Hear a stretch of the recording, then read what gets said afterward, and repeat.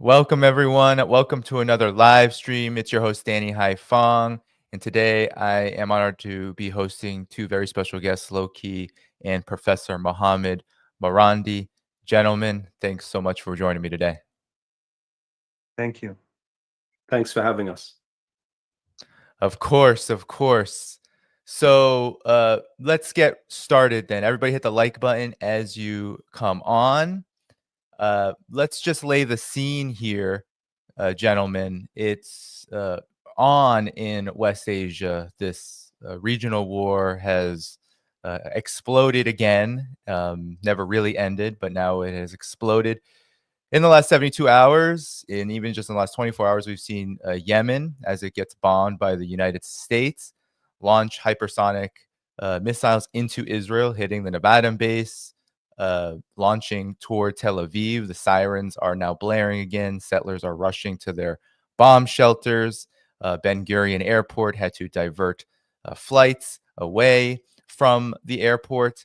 And Tel Aviv has been declared unsafe by Ansarallah, despite U.S. airstrikes. And of course, this comes as not only has Israel renewed its blockade of Gaza, but now Trump has greenlit the re-invasion and genocidal war on Gaza as the ceasefire has completely fallen through, with Foreign Minister Israel Katz threatening complete elimination and displacement of the population. Now, perhaps, Lowkey, I can start with you. What does this mean for the resistance? Because the Palestinian resistance has also gotten started too.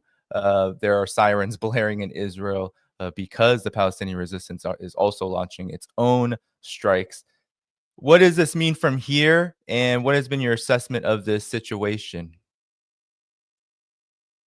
Well, I can only speak as an observer of events. I cannot claim to any special insider knowledge. But what you have is Israel attempting over 16 months of subjugation of Gaza. It has failed. It has used every form of diplomatic pressure around the world to bully other governments into supporting what it's doing. It has used all manner of firepower on a civilian population. It has visited upon the people of Gaza all manner of indignity. It has literally killed its own captives that are held as prisoners of war in Gaza. And it has not been able to iron out these contradictions. It's driven its own economy toward an abyss. It has bankrupted its Eilat port, thanks to the humanitarian intervention of Yemen and other actors too. It has literally not been able to return over 100,000 settlers to what they perceive to be their homes within occupied Palestine, despite a horrendous war on southern Lebanon and the killing of some key figures and leaders within the movement in Lebanon to liberate their land and liberate Palestine. So Israel has failed in all of its supposed objectives and is now restarting the genocide, which Donald Trump gave them a green light to do. And this is a seriously concerning situation. But what you have seen is the resistance continue to act. Who would have thought that after 16 months, after all manner of killing taking place in Gaza, that you would have rockets fired from out of Gaza, named after Izzuddin al-Qassam, who was killed by the British in 1935, raining down on Tel Aviv. Who would think that after Donald Trump, certainly Trump wouldn't have thought this, that after striking Yemen in the way he has, and bear in mind, some of the structures that have been hit in Yemen are thousands of years old. What is the United States? You are talking about a 200-year-old settler colonial uncivilization, if you can call it a civilization, up against Hadramaut, Yemen, the cradle of civilization, buildings which are thousands of years old being struck in Yemen, and yet and still the Yemeni resistance refuse to kowtow to US diktats in a way that all of the political leaders in the region, with the exception of the axis of resistance and Iran, have done.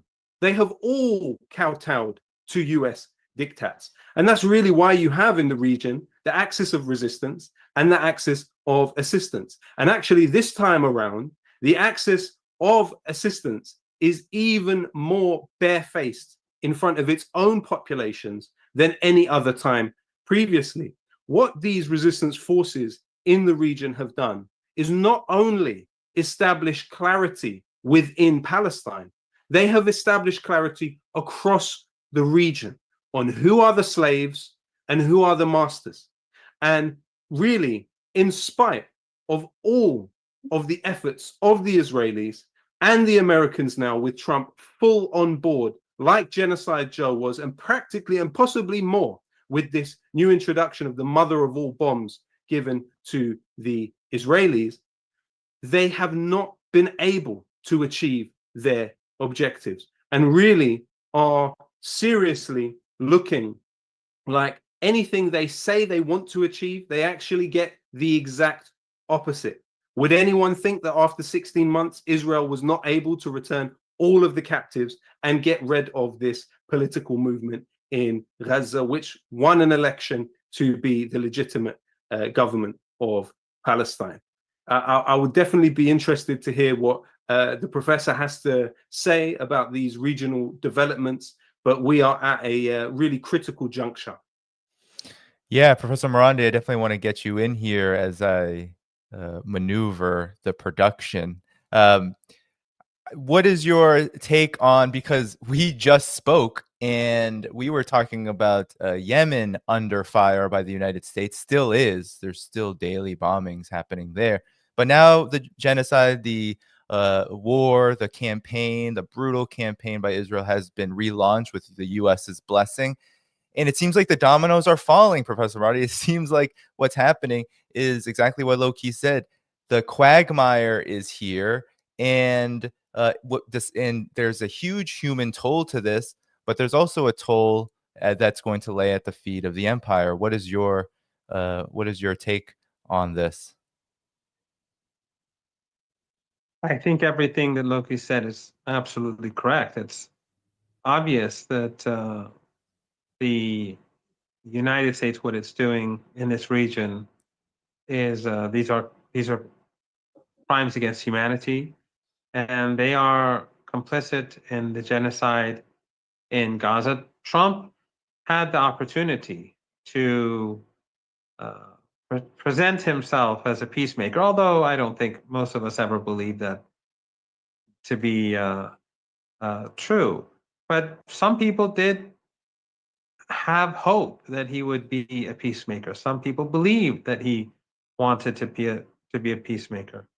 But I think he destroyed his own the little bit of soft power that he gained for himself, at least abroad, by giving the green light to this genocide and by bombing Yemen. And why is he bombing Yemen? Simply because Yemen is saying that the starvation siege must stop. It's quite stunning that if you think about it, Yemen is being bombed because they're protesting the starvation siege.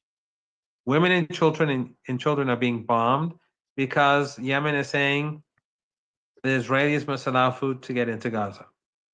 And Western media, from what I've seen, doesn't say this part. They don't tell their audience. They don't say on their websites. They don't say in their reports, those that I've seen. The fact that there's a reason why Yemen has stopped ships linked to the Israeli regime again, and that it was only directed at ships that were linked to the regime. It wasn't directed at international shipping.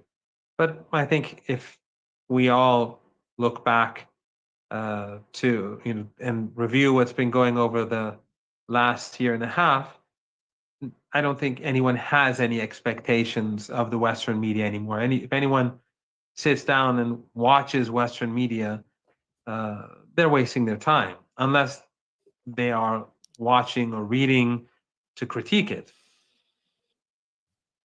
So, in my opinion, Trump has harmed himself. Morality aside, the crimes aside, he's harmed himself because the facade, the mask is now off. And he has shown himself to be a partner of Netanyahu. He's shown himself. Some people try to interpret this in a way in which Trump is doing this in order to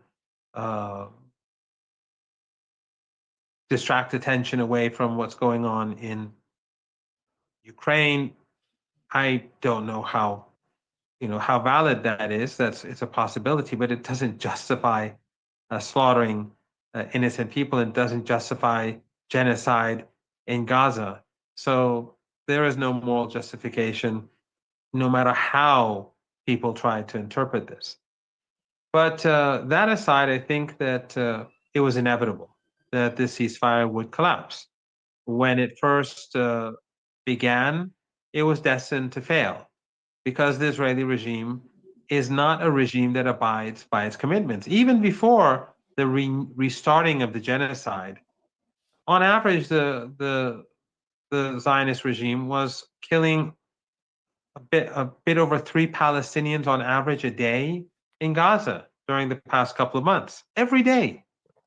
If it was anywhere else in the world, this would be seen as slaughter. But 3 a day seems to be okay. That's why the West has said nothing about it. And they've been violating the ceasefire the whole time. They prevented heavy equipment from getting in, mobile homes from getting in violation of their commitments. The ability to remove the rubble. No one knows how many tens of thousands of bodies are lying under the rubble. No one knows. And they can't remove the rubble because the Israeli regime, from day one of this ceasefire, has been violating. So, and then I have to add that in Lebanon, they've been murdering on average one person a day since the ceasefire. And they've expanded the ethnic cleansing in the West Bank extensively. In Jenin, for example, they've been destroying neighborhoods and displacing tens of thousands of people. And the same is true in other parts of the West Bank. And they've been killing people. None of this is reported in the Western media. And you have to keep in mind that the West Bank, unlike Gaza, because if you recall during the genocide, often Western reporters, their excuse would be, we don't have access. But in the West Bank, they have access. They have journalists that live in Tel Aviv and in Al-Quds or Jerusalem, and they can travel to the West Bank anytime that they want. The same is true in Lebanon. During the genocidal war against Lebanon and against the resistance there, they were bombing people's homes, and the Western media was saying these are Hezbollah strongholds or they're bombing Hezbollah targets, whereas the reporters were in Beirut. They were in Lebanon. Their fixers were Lebanese. Their cameramen were Lebanese. Their drivers were Lebanese. Many of them lived in those neighborhoods. They knew they were lying. But that's how the Western media works. But in this region, people know what's going on. Even though I don't have any trust in any of the media, whether it's controlled by the Saudis or the Emirates or Qatar or anyone else, but people in the region know what's going on in Palestine. They know what's going on in Yemen. So even if the Western media deletes the part about why Yemen has been standing up against the Israeli regime, and even Al Jazeera during this recent when Ansarullah, after I think a few days after the starvation siege, I think after a week, they said a little over a week, they said that if the Israelis don't allow food in, we're going to start within days, we're going to reinforce the blockade. And then when the Americans ultimately bombed Yemen, Al Jazeera Arabic wouldn't explain why the Americans why Ansarullah is being bombed. They wouldn't say that Ansarullah is blocking ships going to Israel. So while the Ansarullah in Yemen and the axis of resistance is being their voices are not being heard through mainstream media, but people in this region know what's going on. And this intensifies outrage. This creates greater outrage. And as Lowkey was saying, that this has delegitimized these dictatorships, these family dictatorships, these military dictatorships more than ever before, even more than the previous round. And I would add that, and this you may not agree, but in a sense, stopping the genocide and then restarting the genocide in the eyes of the global public is even more ugly. Because when the Israelis began the genocide, and we people across the world were seeing these scenes day and night, everyone was disgusted, it delegitimized the regime.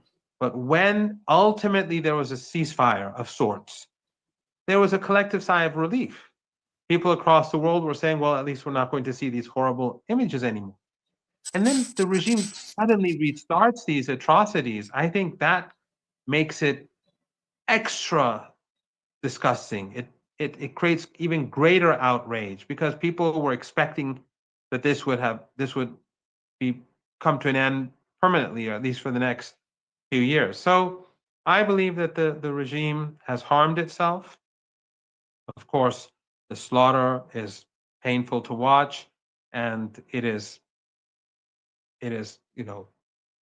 something that all of us just pray that it will end immediately. But the longer that this lasts, the worse it is for the Israeli regime, the worse it is for the American camp in this region. And at some point, something will happen. At some point, something will happen. Remember, when the so-called Arab Spring began, or the awakening, at that time, everyone thought, or at least overwhelmingly, people thought that the region was quiet. But some young man, because of a personal grievance in a city in Tunisia, burned himself alive. That brought down the government. And then it brought down the government in Egypt. And it created chaos across West Asia and North Africa. The situation today is far more volatile and far more dangerous and unstable, not just in the region, across the world, than it was back then. So the more the Americans push, the Israelis push, the more they're creating the possibility for grave difficulties for themselves, beyond the difficulties and the failures that Lowkey has already alluded to. Yeah, good points, Professor Marandi. Now I want to definitely get you back in here, Lowkey, in particular on the context being laid bare here politically, because I'm curious about your thoughts on the order of operations of this exploding war in West Asia, genocidal war in West Asia, because it began with this intense UK and US. You're based in the UK, so certainly comment on that. US operation to eliminate Ansarallah. And then suddenly, not too long after that, 36 hours later, 24 to 72 hours later, we had the explosion of the war with now the genocide in full force. I'm curious on your thoughts on why this is happening in this moment right now. What about this moment do you believe brought on this onslaught? Well, let's be clear. The British have been trying and failing to subjugate Yemen since 1839. You have seen across the decades and centuries attempts to enforce the will of the British government on people in Yemen, also attempts to divide the country in different ways. And actually, throughout the Saudi war on Yemen, you had an estimated 7,000 employees of UK contractor companies, civil servants, and military personnel aiding the Saudis in that war. You had tens of, at least that we know of British mercenaries on the ground in Yemen at the time. And overall, 377,000 people were killed by that war in Yemen. Now, what was the result of it? Were with the British, the Saudis, the UAE, and all of the Gulf media backing them, they able to defeat this movement.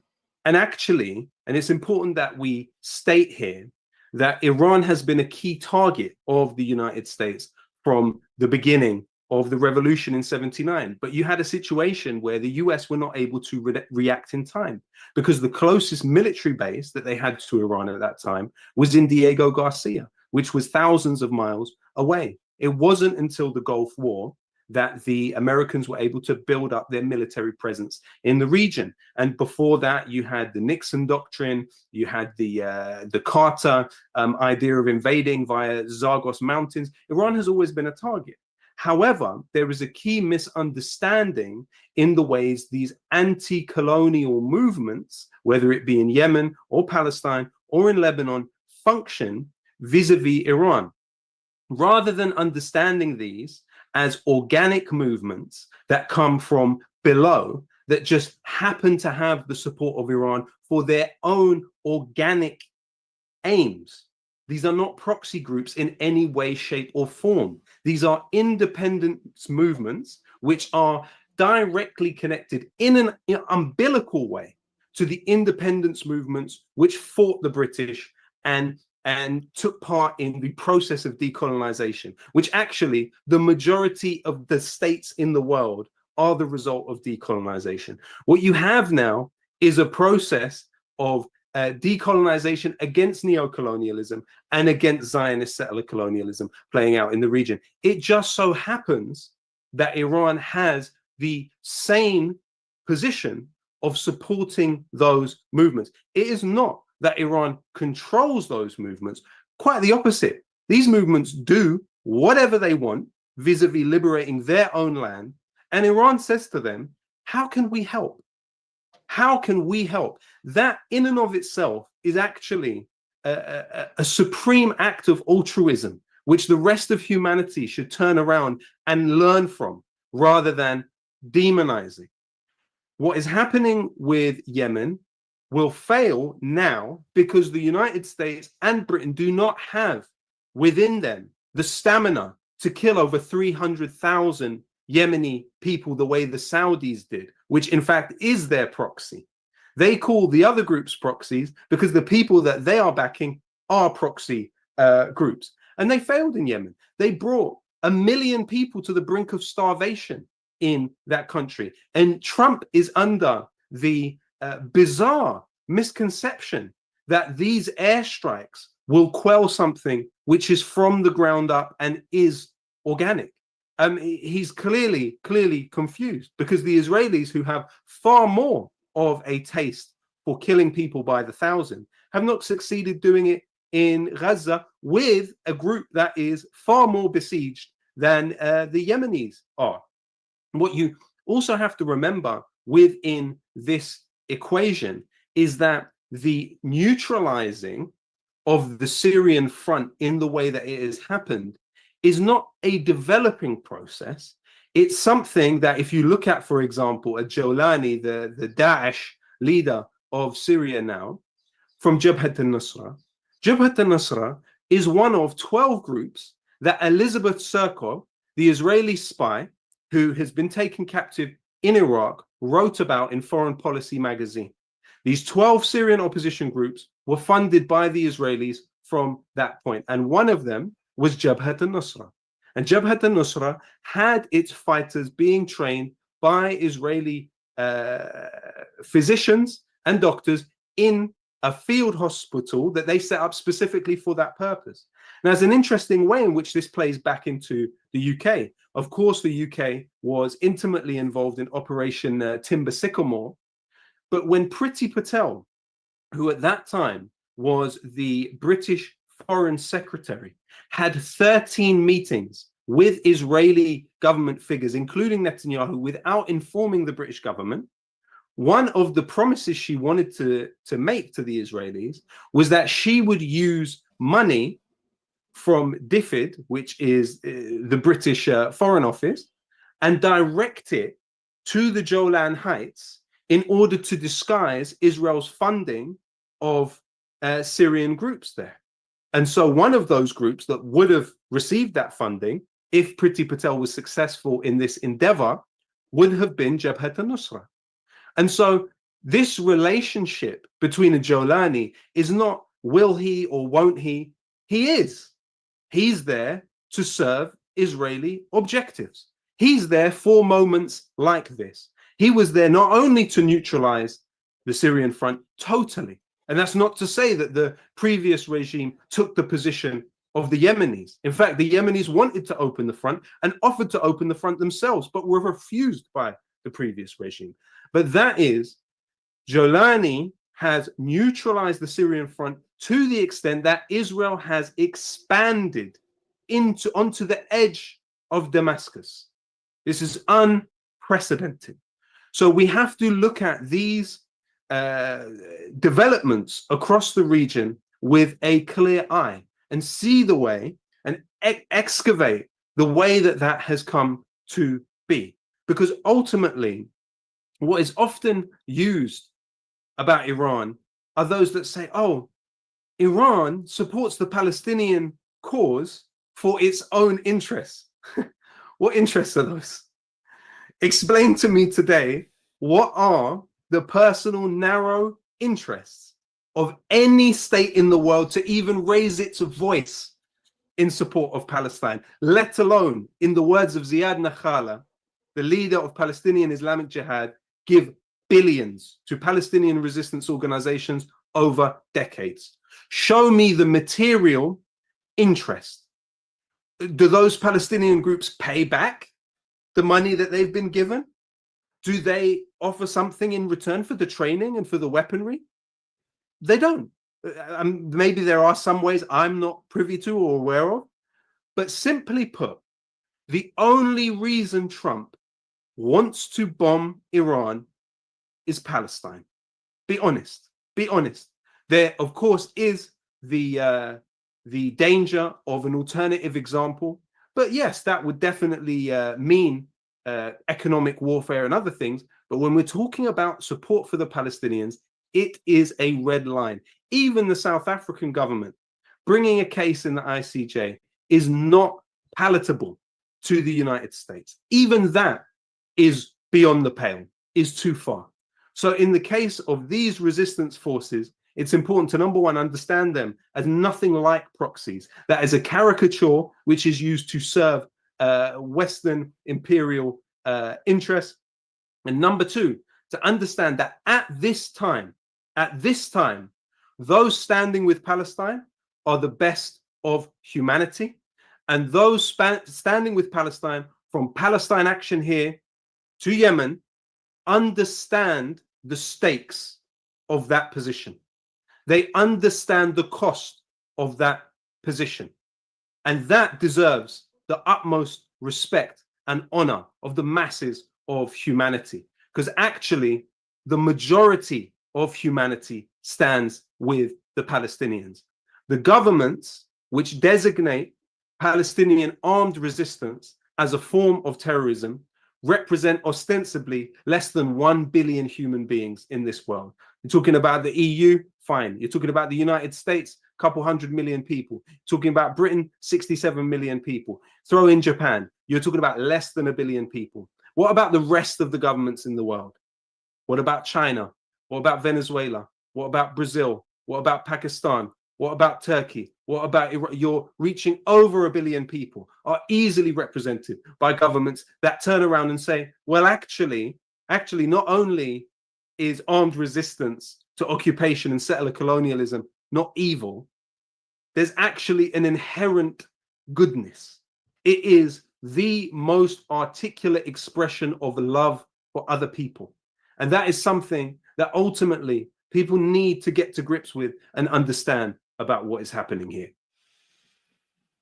Yeah, incredible points, Lowkey. I want to bring Professor Marandi back to you. I wanted to ask you, given what Lowkey said, there's actually a piece in the Financial Times that outlines, it's so interesting that as we're talking about the reemergence of resistance and the inability of Israel to defeat it, now the Financial Times of all places, and Western media as a whole, there have been, over the course of the last 16 months or so, alarm bells ringing about Israel in a forever war now. And we've talked about this. Israel fighting on 7 fronts. Foreign Affairs says 8 fronts.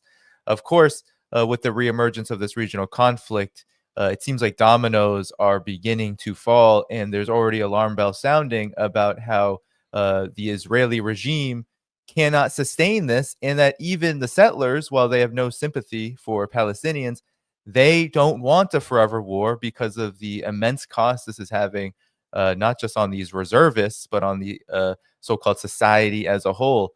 Talk about this in lieu of this reemergence of resistance, as Trump has essentially greenlit the explosion of chaos and suffering in this part of the world. I think we all recall that at the beginning of all this, after October the 7th, it was said that this is going to be death by 1,000 cuts. The Israeli regime was not going to be overrun by any of the resistance movements. But this regime, which is a colony, it's a Western colony, it's small, and the population is not indigenous to the region. They are vulnerable, and sustaining war forever is just not possible. We already seen that a significant number of Zionists have left Palestine, and investors are no longer going to go there. Uh, the population is viewed very negatively across the world. We've seen many instances where Zionists go to restaurants in Asia and Latin America, and people call them out. These are not pleasant experiences for these genocidal people, and the burden increases as the war goes on, and people constantly have to go back to the killing field and slaughter people. And even some of these people, after a while, they're going to have serious problems, as we saw with American soldiers in Iraq and Afghanistan and elsewhere.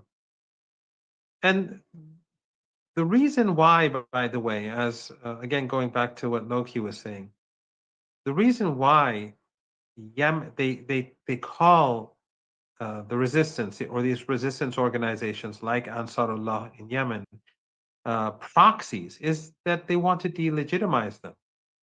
They want to tell their audience that these people don't have ideals. The ideals that were just discussed, these are very lofty ideals. They want to save the Palestinian people. They are making sacrifices. Hezbollah made women sent their their husbands to the battlefield in Lebanon. Fathers and mothers sent their sons to the battlefield to get killed, to become martyrs in order to save the people of Gaza.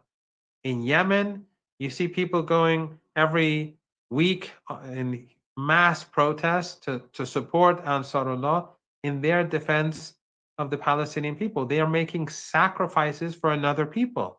It's not even to defend themselves. Ansarullah, Hezbollah, they could all make their own deals with the empire. These are not proxies, as was rightly pointed out. They have agency. They have a great deal of influence and power, and each of them the West could only dream about having deals with Hezbollah or Ansarullah or the other members of the resistance. And the same is true with Iran. Iran has, as a result of resistance against the Israeli regime, has paid a heavy price. The sanctions against Iran are not really about the nuclear program. There's nothing to do with the nuclear program. It has nothing to do with human rights. It has nothing to do with terrorism. Everything has to do with Palestine.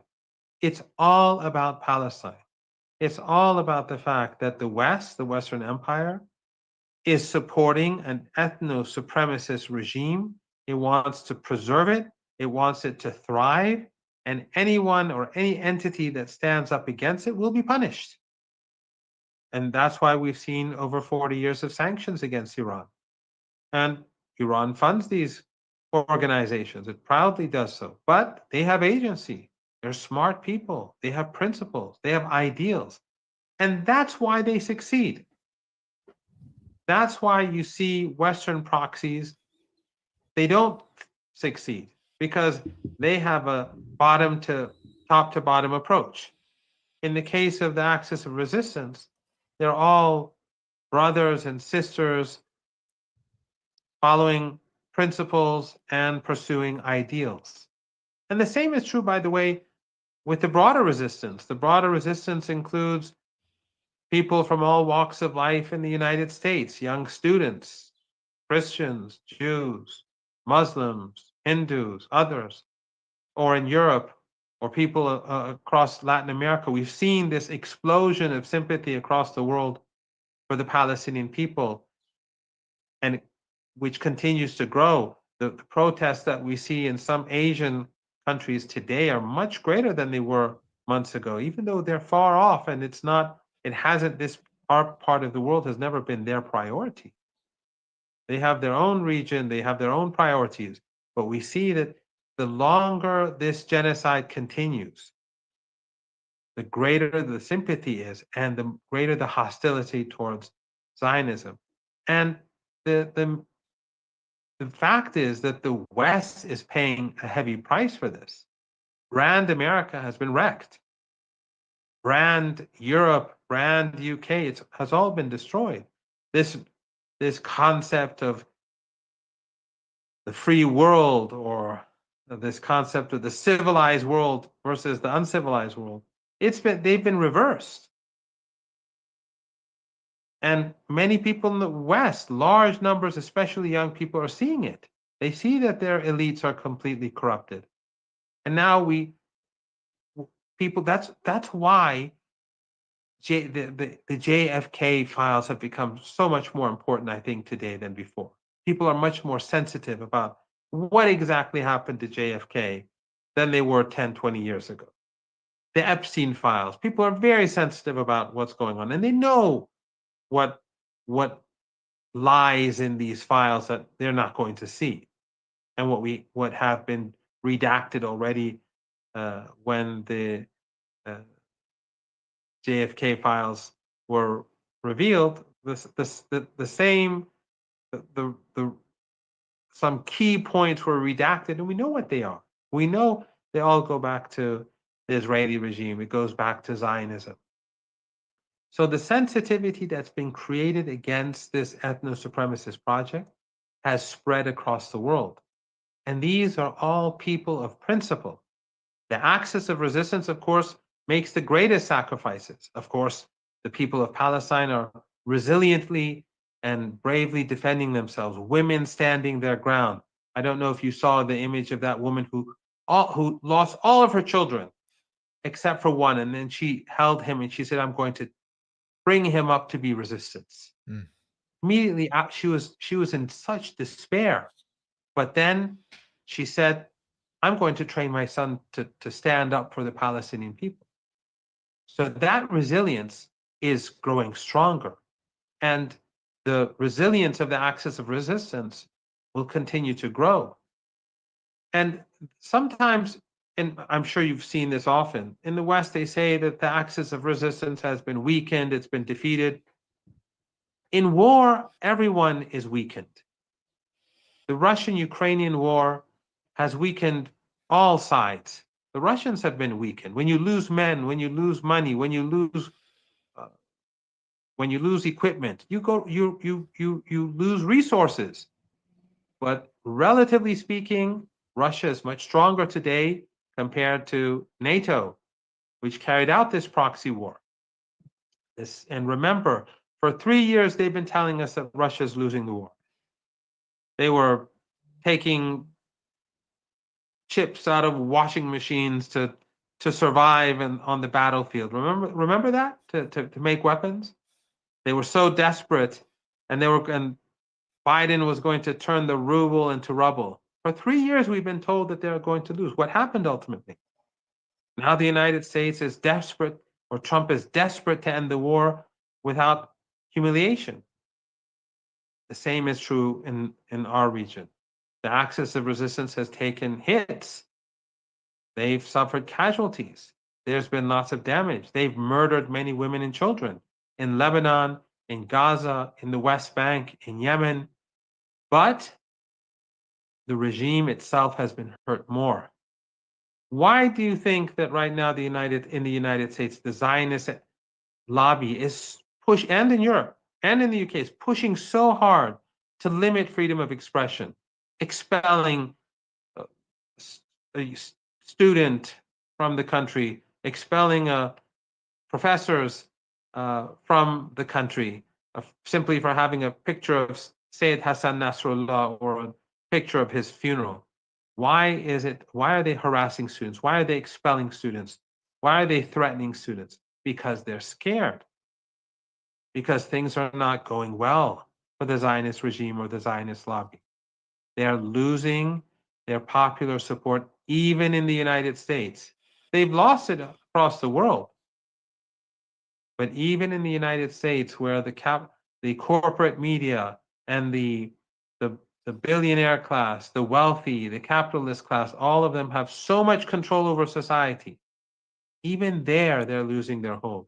And I think that all of these are signs that the Israeli regime is in bad shape. I'm not saying that the Israeli regime is on the verge of collapse, that next week or next month or next year, it won't exist. But we are in the final phase of existence for the Israeli regime with regards to the Israeli regime.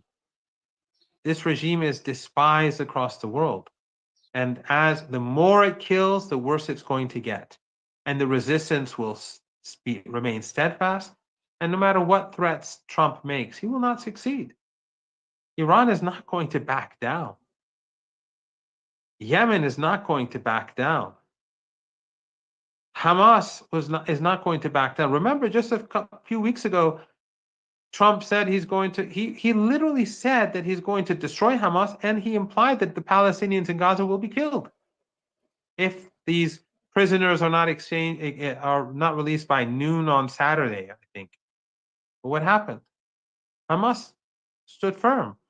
Their allies stood firm. And Trump was unable to do anything. In the case of Yemen, we'll see in the weeks and months ahead that the United States will fail. Yes, they will murder people. Yes, they will slaughter people. Yes, the Western media will speak of their successes. Yes, they will demonize the people of Yemen and Ansarullah and the resistance. And as usual, they'll lie and they'll twist the truth. But ultimately, Trump will fail. Yeah, and Lowkey, I wanted your comment on this because I get this a lot whenever I talk about resistance, whenever we talk about the topic here of Gaza, Palestine, West Asia.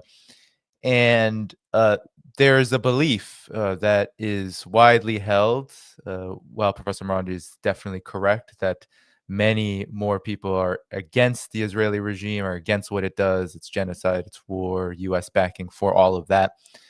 There's also this impression because the deadliness, the lethality of what Israel is opposing on Palestinians, on Lebanese, and now, of course, the U.S. Bombing Yemen, that this somehow equates to the empire, the United States and Israel, getting what they want. Gaza is gone. I hear this a lot. But at the same time, Israel is now, there's alarm bells being sounded about a war of attrition. I never hear that those words when it comes to a total victory for a regime that's supposed to be far more powerful than its so-called adversaries. And now we are looking at, it seems like, not just this regional war exploding again on many different fronts, but also this huge front of Iran, which Trump seems to want to move toward an all-out war with, which in my estimation is the ultimate disaster. But I would like your impression of this, of this landscape that is emerging and people's impressions of it, because, I too want to place utmost respect and honor to those who are being just absolutely wiped away and killed. But at the same time, there's this other factor and other side to this that doesn't get as much attention. Your thoughts? Well, according to the Zionist fantasies, the Palestinians of Gaza were supposed to be in the Sinai Desert this time last year. They were supposed to be in Jordan this time last year. And they won't be in either place this time next year. Because late stage Zionism has fantastical, unrealistic ambitions, which actually cannot be achieved. You're trying to move 2 million people, you're trying to coerce them through killing into moving. They understand that your objective is them leaving, and so they are not willing to do it. But another point that I think is relevant to this idea of late stage Zionism is that winning a war is not killing the most vulnerable of the population. That's not how you win a war in a sustainable way. You win a war by convincing the largest amount of human beings of your viewpoint. The largest amount of people actually agree with you and believe you were in the right. The United States lost in Iraq. The United States lost in Afghanistan. Israel has lost in Gaza. Israel lost in Lebanon. The way in Israel's conception this whole thing was supposed to work, frankly speaking, is the way it worked in Syria. You enter without resistance. The way it worked in Lebanon was the Lebanese population was supposed to turn against the Lebanese resistance. Well, you saw what happened at that funeral. Did it look like the Lebanese population has turned against the Lebanese resistance? It doesn't to me. What the Israel Katz made a statement in the last 24 to 48 hours saying the Palestinian population needs to give up the Palestinian resistance and turn on them. Why haven't they? Why haven't they? Israel has made attempts to arm specific tribes within the Palestinian population in Gaza in order to fight the resistance movement. That hasn't happened. Why? So there's so many ways in which what Israel and Trump are attempting to do is so fantastical and so outside the realms of reality that the greater the suppression is, the greater the response to it is, and the greater the stubbornness is with which they are being met. And so really, we are at a time where Israel and the United States is thinking that it can simply pulverize these populations with firepower and they will relinquish this cause. But it's simply not happening. I mean, if you look at Donald Trump's trajectory, if you look at the individuals who have funded him, there of course has been a lot of focus on the Adelson family, Sheldon Adelson historically, and now his widow funding Donald Trump in exchange for the promise of recognizing the West Bank as part of the Zionist entity. But there are many other funders of Donald Trump that actually, when examining and investigating the list of his funders, it was almost impossible to find people who were not part of the Israel lobby who were funding him. It wasn't the case that Adelson was an exception. It was that non-Zionist funders of Donald Trump were an exception. And actually, if you look at the history of the Republican Party in comparison to the Democratic Party, with the exception of Trump, generally speaking, the Democrats have received double the money from the Israel lobby as the Republicans have. But in the case of Donald Trump, it's quite the opposite. He received far more money from Israel lobbyists. And I'm not talking about the one the liberals love to talk about, AIPAC. I mean, AIPAC is unfortunately a drop in the ocean of the Zionist money that is thrown around during US elections. And they need to increase literacy of that. You know, we've come far enough for people to just continue to, frankly speaking, get their news from liberal sources or what can we say, quasi pro-Americans, well, directly pro-American sources like Al Jazeera, actually. and have a very narrow conception of what the Israel lobby is and what the Zionist movement is. We need to increase that literacy, particularly in English speaking societies. They need to know more about what the Zionists are doing. And so in the case of Trump, really, if you go down the list, it's actually incredible how many of these individuals are serious Zionists. So you have, for example, the Elliott Management Investment Firm. Now, this is a firm which was able to direct money to Trump to disguise the origin from the Israel lobby, because the organization is the brainchild and the instrument of its president, Paul E. Singer. So Paul E. Singer not only funds Birthright Israel, but also funds the Israeli military through the Friends of the so-called IDF and the Israel Independence Fund. He also funds something called Startup Nation Central, which is behind the influx of former Unit 8200 agents into Google and other big tech companies. So by labeling his investment in the Trump campaign as coming from Elliott Management, his investment firm, he was able to disguise the Zionist source of that money. You have another one coming from Book Capital Enterprises. Well, who is Book Capital Enterprises? It's founded by Robert H. Book, who is described in his own biography as a major philanthropist in support of Israel. And he previously met Trump at the Al Gaimana Gala, which is a staunch Zionist website. And that's not the only source of money that Trump has received. In fact, John Sawyers, the former head of British external intelligence agency MI6, said it this way: Trump was the most easily manipulated US president Israel has ever enjoyed. He recognized Israel's illegal annexation of the Syrian Golan Heights, which no other country has done. Trump's proposals for a solution to Palestine were largely written by the Israelis. And actually, what the Israelis are hoping through Donald Trump is to enlist and outsource some of the costs of their activities in Palestine to the Gulf region. So, for example, many people don't know that the company that manages Israel's airspace, obviously Palestine's airspace, is an Israeli company by the name of Highlander Aviation. How many people know that it's partially owned by a UAE state company by the name of Edge Group? How many people know that Jared Kushner, as part of the Abraham Accords, each of the Gulf states which were party to it, it stipulated that they have to invest $10 billion directly into Israel. But Jared Kushner founded, off the back of the Abraham Accords, something called Affinity Partners. He did it with $2 billion from the Saudi government. He did it with money from the UAE. He did it with money from Qatar. Now, what has Affinity Partners done since it was founded by Kushner? Well, Kushner described it as being a corridor for Gulf investment in Israel.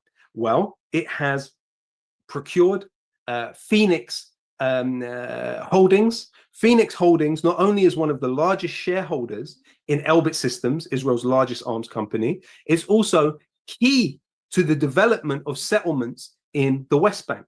What else did this Gulf, Saudi, and UAE-backed Affinity Partners do?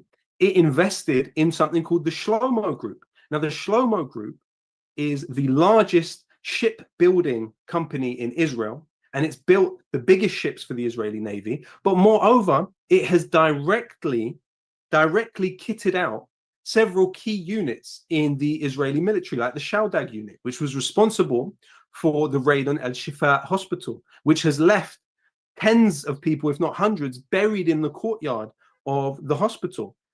Do people know that there is Saudi money going directly into the company which is kitting out the Israeli military with ships and vehicles? Are people aware of the access of assistance and quite how repulsive and repugnant its activities have been around the genocide in Gaza? You look at Al Arabiya, which is the Saudi channel. It's come out that it has directly coordinated its reports with the Israeli military. And in fact, it has even released information that it could only have obtained from the Israeli military about assassinations of key Palestinian resistance figures. So as I said, this period of time has to lead to a greater clarity about who is on whose side and what decisions are being made vis-a-vis the Palestinian people. Because Donald Trump is banking on the support of the Gulf states to depopulate Gaza, whatever the public pronouncements are of those royal families. As Netanyahu said in the interview, we give our allies wiggle room in what they say publicly. So what that means is that the Saudis can simultaneously be aiding what Israel is doing in Gaza, but speaking with the bare minimum of condemnation. We are past condemnation. At this stage, we need action. And this ultimately is why organizations like Palestine Action, organizations like those within the axis of resistance are today more popular in the very countries conspiring against them than at any time previous. They have more popularity, more support.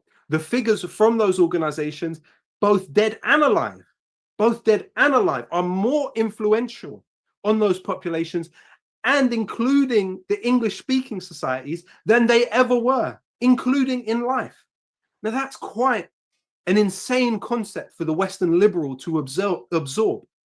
Those who cling to life as if human existence is merely about staying alive.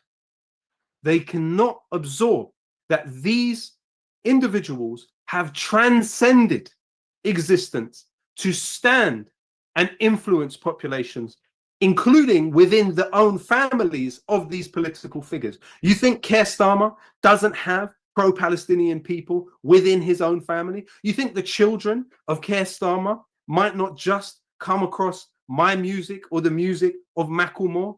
They will. We're speaking to these populations. And as has been alluded to within this conversation, what Israel and the United States are attempting to do is not only unachievable, even the small victories which they have achieved are unsustainable. The price is heavy. The human cost is massive. It cannot be underestimated. But their objectives have not been met and will not be met. Yeah, no, incredible, Lowkey. I know that you have time constraints. Professor Marandi, do you have time for one more question? I wanna close out Lowkey and make sure I promote. I have his tour link in the video description. But do you have time for one more question, Professor Marandi? All right. So everybody, Lowkey does need to head out. Please do, in the video description after you watch this stream, you can go to find his link tree where he has all these tour dates for the month of May. So if you happen to be in the United Kingdom in those locations, you want to go there and get tickets to that. Lowkey, do you have any final words before you head out? Oh, it looks like he already left. All right. In any event, everybody stick around. I'm going to ask Professor Marandi one last question to close out this live stream, because I definitely want his response, not only to what Lowkey said, but to this. So, Professor Marandi, I think this is a good place to close on, a good topic to close on. And that is, of course, Project War on Iran. But it has to be placed in this broader context we've been talking about here on this show of resistance, because I do believe that, I mean, just on this show, for example, when I talk about Yemen, when I bring on guests like yourself to talk about Yemen and Ansar Allah, they are some of the most popular programs. We see the resistance getting more and more popular in my audience is mainly Western world, mainly US, mainly Europe. So I wanted to ask you, you know, the United States and Israel are attached at the hip. Their objective is to destroy the resistance and ultimately topple Iran. But it seems like as they move forward in this project, it continues to backfire. What do you see in the coming weeks and months ahead in this? And maybe you can cite some examples for those who may not have been paying attention, not only over this last 15 plus months, but also in the many years of history that this project of attempting to topple Iran and destroy the resistance has been ongoing. the attempt to overthrow the government in Iran actually began in 1953 when the United States and the UK carried out a coup and reinstalled the Shah when the national government was moving to nationalize Iranian oil. And they imposed the Shah of Iran on the Iranian people until the revolution in 1979. And since then, they've again been trying to overthrow the Islamic Republic. They tried to carry out coups. They tried to create civil war in Iran. They tried to encourage different peoples to create separatist movements. They supported Saddam Hussein in his invasion of Iran. They gave Saddam Hussein all the weapons that he needed. He was their ally in the 1980s. For those younger people who only remember the invasion of Iraq, Saddam Hussein was a creation of the West. They created the monster. They gave him the chemical weapons to use against Iran. The same chemical weapons that they use as an excuse in order to invade Iraq were the weapons that they gave to him to use against Iranians. So when he was using chemical weapons against Iranians, he was the good guy. He was the Western ally. They gave him military intelligence to use those chemical weapons. They gave him political cover to get away with using those weapons. I survived 2 chemical attacks. Others didn't. Some people died a very slow death, which took years and sometimes decades. So the United States did whatever it could. It tried to it tries to destabilize the country. The sanctions are all about making ordinary people suffer. Why? Because they want people to suffer and die so that they will become so desperate that they'll rise up against the government. In other words, to make people so desperation that they will do what you want them to do in the hope of relief. That's what they do in Cuba. That's what they do in Venezuela. That's what they've been doing in Iran. That's what they did to Syria. But Iran is far stronger than any of these other countries. Iran is far stronger than the country Vietnam, which defeated the United States ultimately. Iran is not like any other of these adversaries of the United States that it has dealt with over the past 80 years. Iran is something quite different. A war with Iran would bring about an end to the global economy, and I'm not exaggerating. Much of the world's oil and gas comes from the Persian Gulf region and West Asia and the Caucasus. If there is war, these tiny regimes in the region, in the Persian Gulf, that host American bases, they're just glass palaces. They're just glass mansions. They will not survive.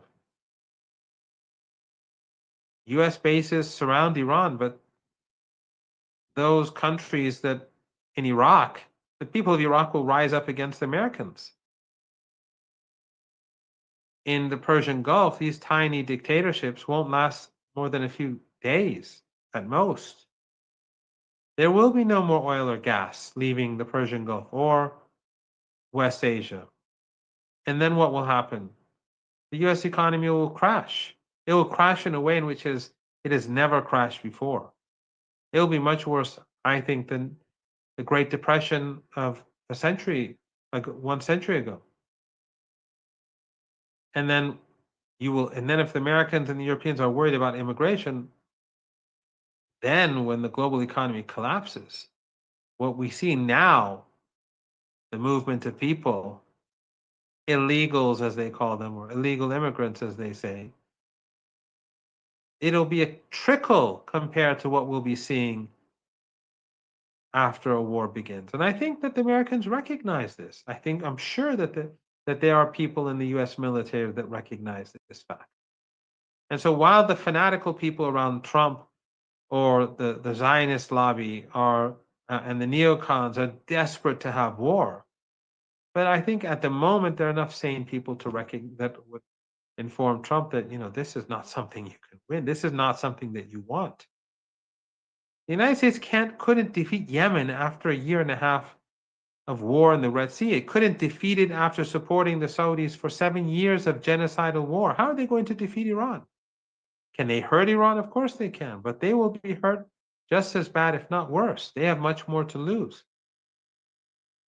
If their economy collapses, that's not just the end of the empire. It's going to lead to great troubles at home as well. So those who are big fans of attacking Iran, I think they really haven't thought this through. They are looking at it through an Orientalist lens of old. They still think that the United States is this hyperpower that can do whatever it wants, and it thinks that Iran is some Saddam Hussein or some the Taliban in the 1990s or Al Qaeda or something like that. All, of course, their own creations. They created Al Qaeda. They created Saddam Hussein. They did not create Iran. The revolution in Iran is indigenous, and the people of Iran want their decisions to be made in Tehran. And the people in Iran support the Palestinian people, just as they supported the people of South Africa against the Western-backed apartheid regime. And they'll continue to do so. But Iran has established a balance of terror. Even when the United States was much stronger than it is today, even back then, when the United States invaded Afghanistan and then Iraq, did the United States attack Iran? Some people in the United States were saying real men go to Tehran back then. But did they do it? No, because even back then, when the United States was much stronger than today, and Iran was significantly weaker than it is today, it was not as strong as it is today, the United States knew it was not a winnable war. Today, after all these endless wars that have been carried out by the United States and now the war in Ukraine, the situation inside the United States, the US economy, the mood among Americans, the strength of the United States won't allow it to carry out another war, a war that it cannot win anyway, a war that it could not win when it was at the height of its power. That's why Bush never did it. So now that this balance of terror has been established, where the United States knows that if it attacks Iran, it will face devastation, I find it unlikely that there will be war. However, there will be people in Tel Aviv and the Zionist lobby in the United States that will be pushing for war. Because for them, what's important is, in the case of Netanyahu, it's all about Netanyahu. It's not even about Israel. For Netanyahu, the only thing that's important is his own personal survival. That's why all these wars, that's why he broke the ceasefire, that's why he invaded Lebanon. It's all to remain in power, so that his fanatical Zionist religious allies will stick with him. And those fanatical Zionist allies, both in the United States and in Palestine, in occupied Palestine, they wish the same. They are willing to sacrifice the United States they're more than willing to sacrifice the United States for their Zionist regime and their Zionist ideology. They're more than willing to slaughter all the Palestinian people to get what they want. There's no doubt about that. But they don't have the upper hand. Of course, I would not be surprised if there's a major false flag operation somewhere in the future where they would blame Iran or Ansarullah or Hezbollah or someone in order to create outrage in the United States and to sway public opinion to go and begin another war. Just like we all have to remember the accusations against Iran about assassinating Trump. We know who tried to assassinate Trump. It was these very same people. It was the deep state. It was those people who had a vested interest in the United States waging a war against Iran. We all know that. So I would not be surprised, but even if that happened, even if the Zionists or the deep state, they carry out a false flag operation, the United States can't win a war against Iran. And I think time will tell that the United States will not even be able to defeat Ansarullah. And at the end of this fight, in the Red Sea, the Americans will have to back down. They will pretend that they won. The Western media will probably try to find a way of explaining how the United States won. But it will be a failure. It will be a major failure, and it will be one big step forward in the ultimate defeat of the Zionist ideology.